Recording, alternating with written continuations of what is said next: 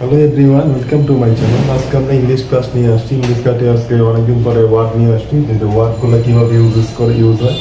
সেন্টেন্সে ওয়ার্ড 4 রকম ক্যাটাগরিতে একটা ওয়ার্ড ইউজ হতে পারে। সেটা হলো প্রথমে নাউন, তারপরে ভার্ব, এরপরে অ্যাডভার্ব এবং অ্যাডজেক্টিভ। এই 4টা রকম আমরা সবসময় ইউজ করি। যে কোনো ওয়ার্ডে আমরা সেই 4 ভাবে আমরা সেন্টেন্সে আমরা ইউজ করতে পারি। তো প্রথমে একটা ওয়ার্ড এরকম আমরা শিখি। আমি এর আগে ওয়ার্ডগুলো দেখাইছি, এবং আজকে আমরা নতুন একটা ওয়ার্ড দেখাবো। যেরকম একটা ওয়ার্ডে নাউন, তারপরে ভার্ব,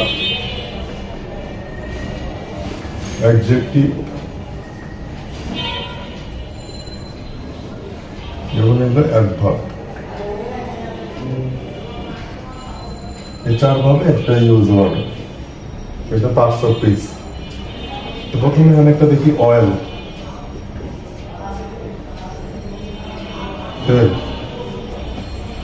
এই অয়েলের নাউন হিসাবে কিভাবে হবে সেটা প্রথমে দেখাবো।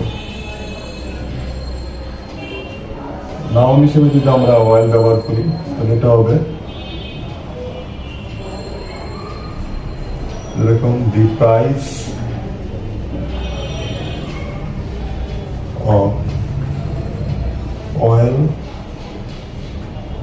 Is very high. The price of oil, এটা হলো নাউন হিসাবে এখানে ব্যবহৃত। যে তেলের দাম অনেক বেশি, তাহলে তেলের দাম অনেক বেশি, সেটা হলো নাউন হিসাবে। এখানে হলো নাউন হিসাবে যতের পরে নাউন বসে, the price of noun is very high, এটা হলো নাউন হিসাবে এখানে ওয়ার্ডটা ব্যবহৃত হয়েছে। পরবর্তী যদি আমরা এই দেখি ভার্ব কিভাবে হয়। অয়েলের ভার্ব হলো অয়েলি হবে ভার্ব হিসাবে। যেরকম আমরা প্রচলিত আমরা জানি একটা কথা, যেটা phrase, oil your own machine.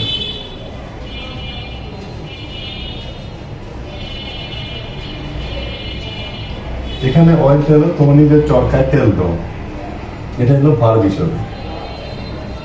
Imperative সেন্টেন্সের ভার্ব হিসাবে অয়েল ইউর ওন মেশিন, তোমার নিজের চরকায় তেল দাও। যখন আমরা এইভাবে কথা বলি এটা হলো ভার্ব হিসাবে। অয়েলটা হলো নাউন না, এটা হলো ভার্ব হিসাবে, অয়েল ইউর ওন মেশিন। তারপর এটা হলো অ্যাডজেক্টিভ।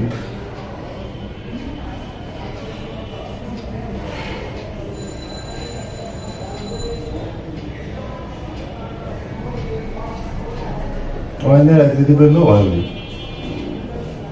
এটা দিয়ে যদি আমরা একটা সেন্টেন্স মিন করি তাহলে হবে যেমন হার স্কিন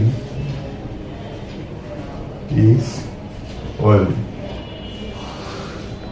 যেমন তার স্কিনটা হলো অয়েলি, এটা হলো অ্যাডজেক্টিভ, মানে তৈলাক্ত। তৈলাক্ত যেটা ইংরেজি আমরা বলি অ্যাডজেক্টিভ, সেটা হলো অয়েলি, সেটা হলো OIL এবং ওয়াই যোগ করলে সেটা হবে অয়েলি। এই অয়েলি হলো অ্যাডজেক্টিভ হিসাবে।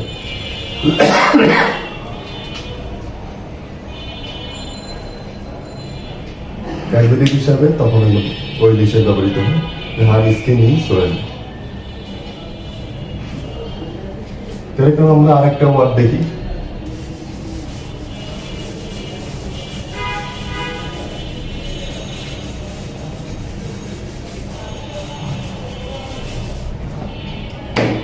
আরেকটা ওয়ার্ড আমরা দেখতে পারি ওয়াটার। আনকমন যেগুলো হয় ভার্ব এবং বসে, সেটা ওয়াটার।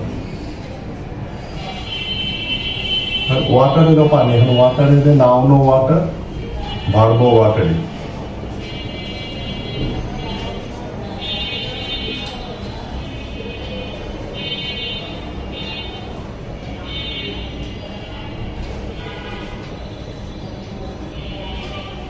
যেমন উই নিড ওয়াটার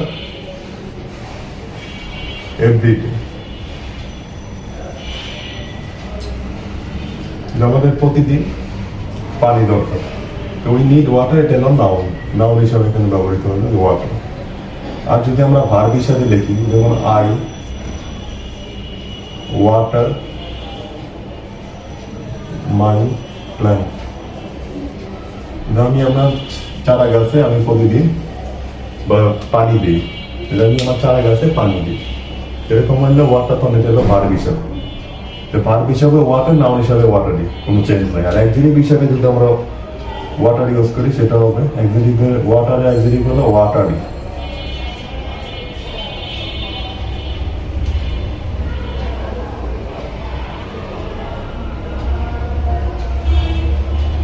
যেমন ওই যে কাদা টাদা যদি যেরকম থাকে, যদি অথবা যে ভেজা, যেমন যদি যে কোনো আমরা কিছু যেরকম বলি যে ভেজা, এই টয়লেটটা ভেজা, বা যে কোনো কিছু, যেমন রাস্তাটা ভেজা, বা বা যে কোনো টেবিলটা ভেজা, যদি এরকম কোনো কথা বলি তখন এরকম ওয়াটারই আমরা ইউজ করতে পারি অ্যাডজেক্টিভ হিসাবে।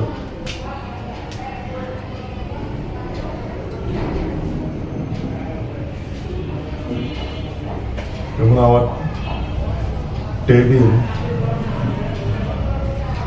is watery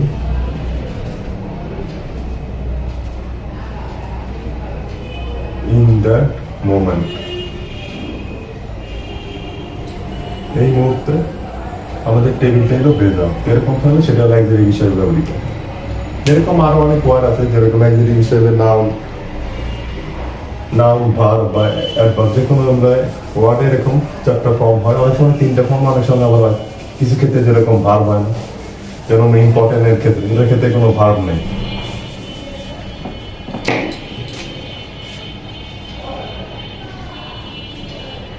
যেমন দেখেন আমরা ইম্পর্টেন্ট যদি বলি,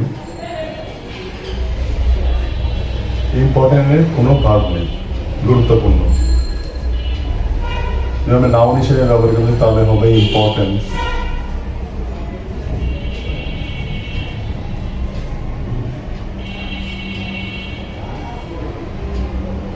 ভার্ব নাই, এটা অ্যাডজেক্টিভ হবে ইম্পর্টেন্ট।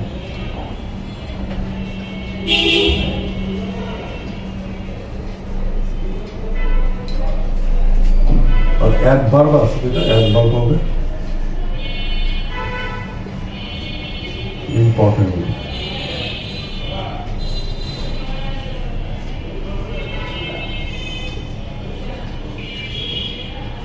এটা হবে ইম্পর্টেন্ট।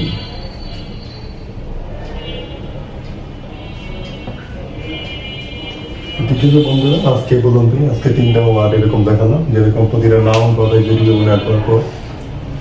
ভিডিওটি ভালো লাগলে লাইক কমেন্ট শেয়ার এবং সাবস্ক্রাইব করুন। ধন্যবাদ সবাইকে, সবাই ভালো থাকুন।